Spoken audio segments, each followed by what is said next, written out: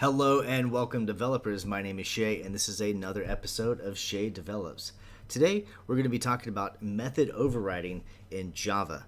And that's where you have a method within a superclass or a parent class, and that method then needs to be modified in order to be used within a subclass to help fit the needs of that subclass. So we're going to go ahead and we're going to create an example, and we're going to override a couple of methods here and show you guys how that is going to work right now. All right, so the first thing I want to do is create a new Java class, and I'm going to call it fruit. Make that a little bigger. All right, so now we have this fruit Java class, and it needs some fields. So private string name, private string color, private weight, and it needs a constructor. Now, guys, if you guys are not familiar with constructors or fields or anything like this, I do have a video on constructors and classes and stuff like that you can go and check out in my channel. Now, this also is going to need some getters as well, so we can get access to this data whenever we create our child classes, because we can't get access to it to the data because our fields are currently private.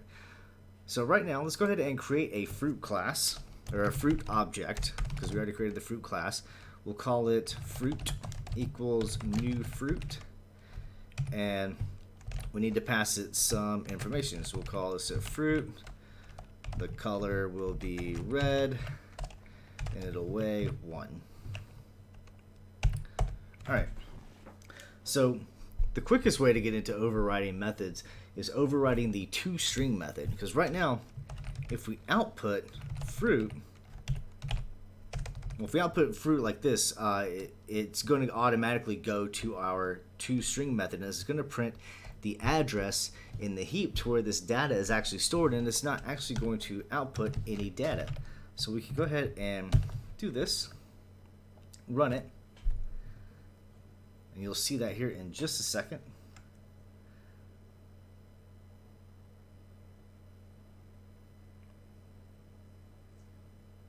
Take a little longer than usual, but there you go. So right here, we have the address to the data where this is being stored and not the actual data itself.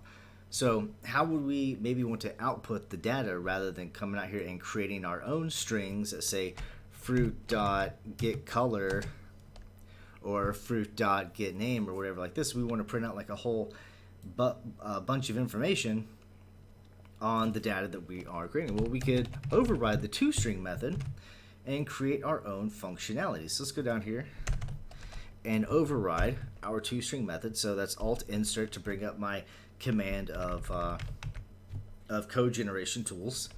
So we're going to come down here to override methods, and we're going to come down here to the toString, which is part of the java.lang object.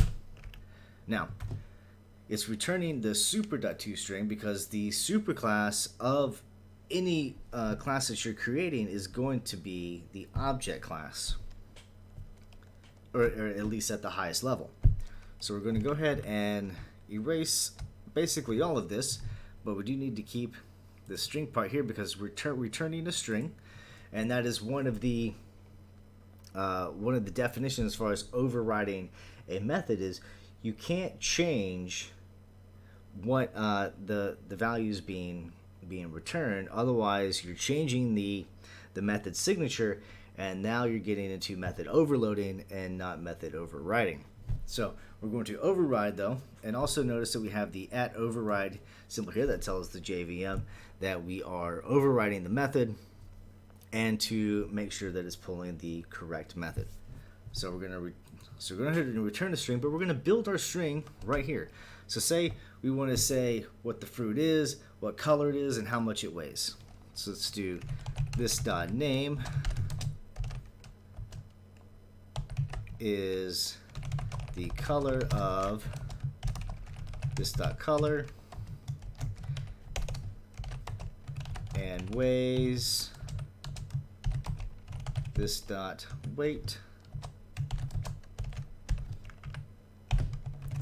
And then now whenever we come back here to our main method and we run this again, we're no longer going to get this address to our data. We're going to get the toString method returned in the fruit class that we created.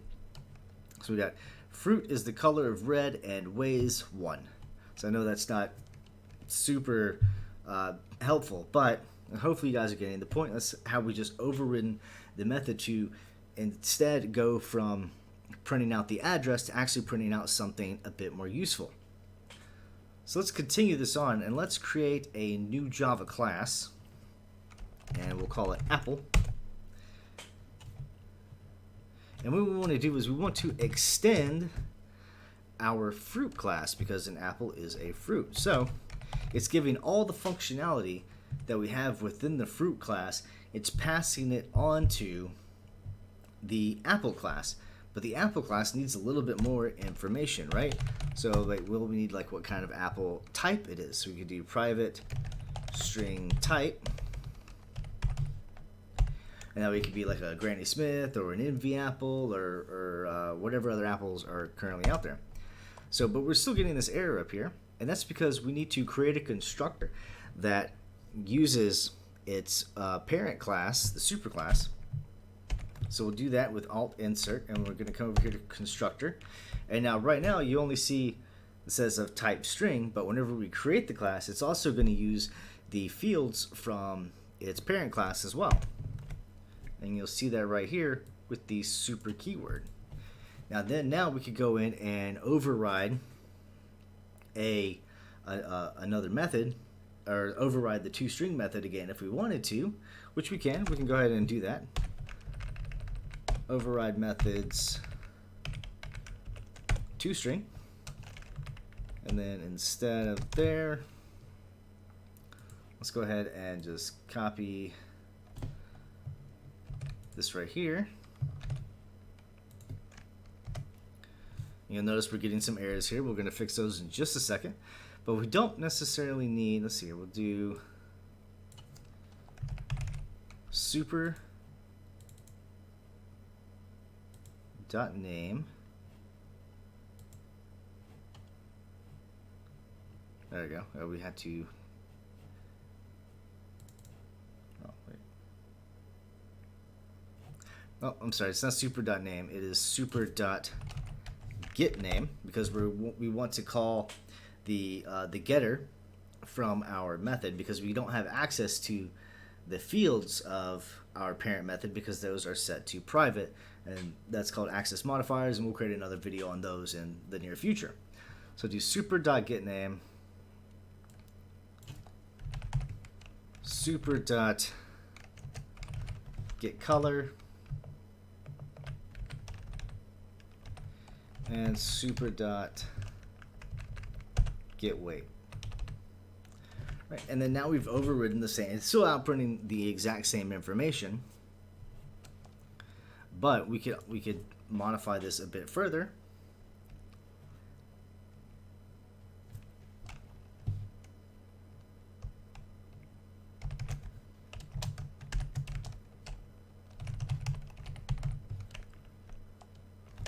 Well, actually, let's do it this way.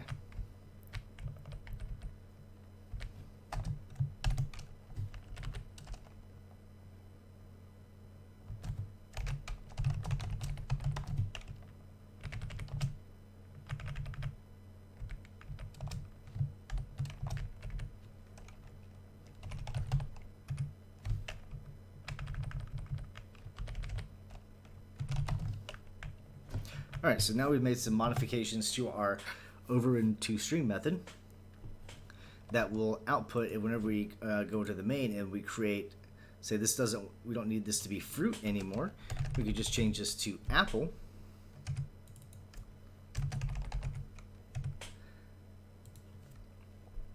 And pass the type. It'll be a Granny Smith. So now, whenever we output our fruit and we output the toString, it'll now not say fruit is the color of. We'll say fruit is the type Granny Smith and is the color of red and weighs 1. So now we've overridden that class. But say we want to create our own class within Apple and then override that one within our within the child classes of our parent class. So we could absolutely do that, but it has to be of type public, because if we make it private, we can't pass those we can't pass those methods to the next class. And I'll show you that here in a moment, because there's a few things that you have to keep, that you have to remember whenever you are overriding these methods. And for instance, not being a private method is one of those methods. You also can't override final or static methods, and you can't override I already said you can't override static methods. So let's go ahead and do public void. We'll call describe fruit, and I'm actually just not realizing that I'm putting this in the wrong area. So go ahead and cut this from here, and we'll put it in fruit. And we'll go ahead and call this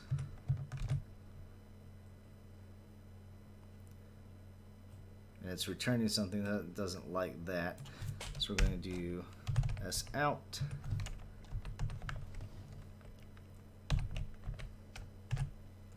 And there we go. So now we have describe fruit written in our fruit class.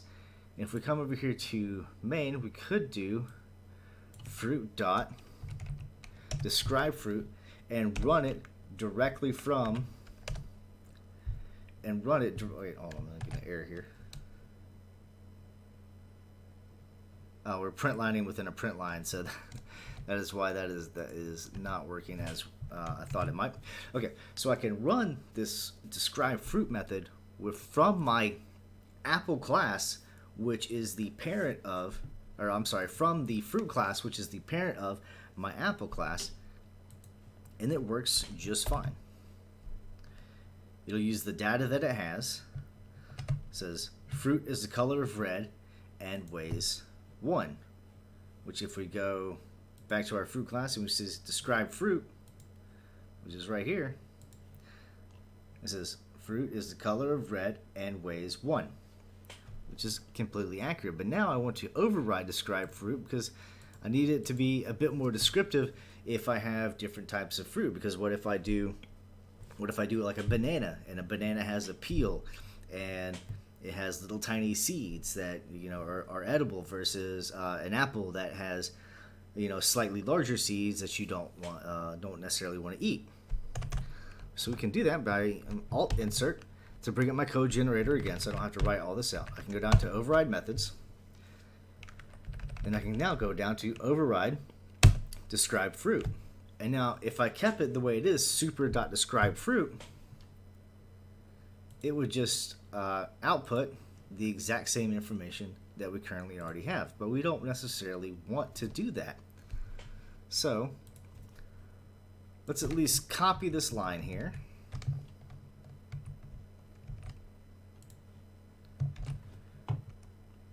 Print it out, and then we have to do super.getName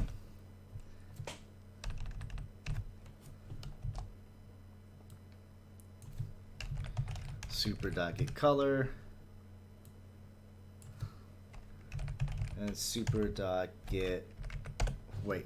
Now that's going to print out the exact same thing so far. We haven't changed really anything about it yet. We're just telling it what methods we want to call from our parent class to get the information that we want about our data.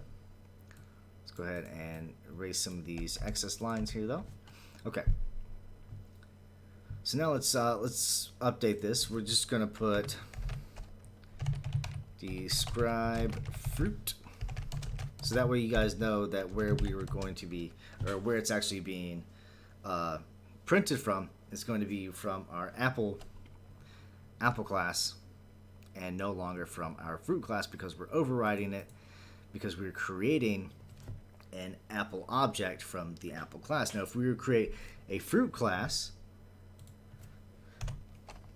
just fruit, fruit2 equals new fruit, and we'll give it a name of fruit2 color blue, because you know fruit can be blue, I guess. Weight, oh, I don't need to actually type in weight, 2, and close it right here. So now if I was to output fruit2 dot describe fruit, you're going to see the two differences within how these are going to work. Let's go ahead and run this. So see we have describe fruit. Fruit is the color of red and weighs 1, and we know that is from our apple describe fruit method that we have overridden from our fruit describe fruit method. And then our second one being fruit2. Fruit2 is the color of blue and weighs 2. That is from our fruit describe fruit method. So if you guys are beginning to understand what you can and or how overriding methods works, right? So let's also go into some things that you should and shouldn't do whenever you're overriding methods. Now, whenever you're overriding methods, some of the things that you have to keep, that you have to remember is they need to be the same name. They need to return the same value, or they're not returning the same value, but return the same data type.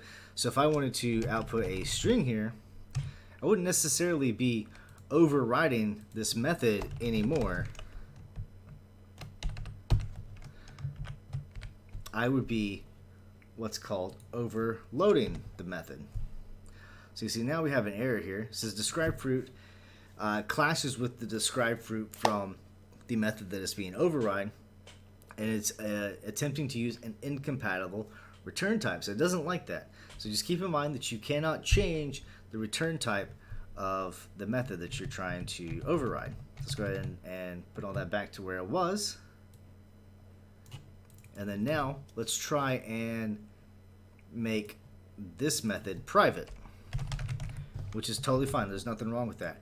But if we were to come here and try to override that, because a private method does not get sent down to our to the children of the parent class because it is private, that means you cannot override it later on. So if the methods that you want to override must be more easily used from the parent class than they would be, or the same from the parent class than they would be the child class. And I may have confused you on that. So let me show you guys an example real quick. So we're going to come back. We're going to bring this one back to public. Right? So because this one's public, that means it's openly accessible to any class that extends the fruit class. But now I could actually change this to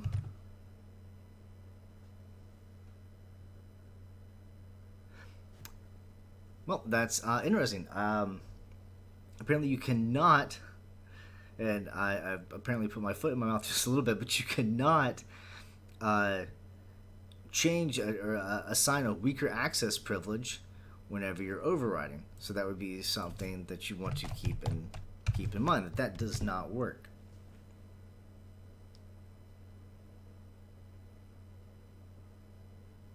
And we already talked about how you cannot override a static method or a final method because a final method means it cannot change. So if we were to come over here and put public final and then try and override that within here, we now get an issue that says, okay, to fix that, make fruit.describe fruit not final. So if we change that, we'll come back here to fruit, and boom, that's working as intended.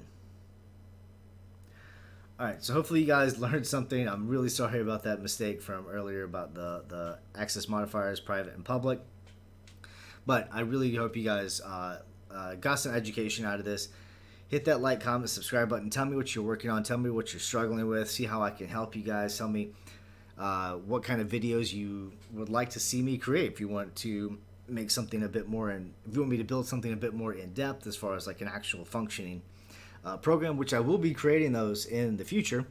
But I want to get a lot of these smaller code-based learning videos out of the way first, so that somebody who's having an issue with a concept can come check out these videos and maybe help them understand the concept a little bit more before moving on to a bit more of a challenging project.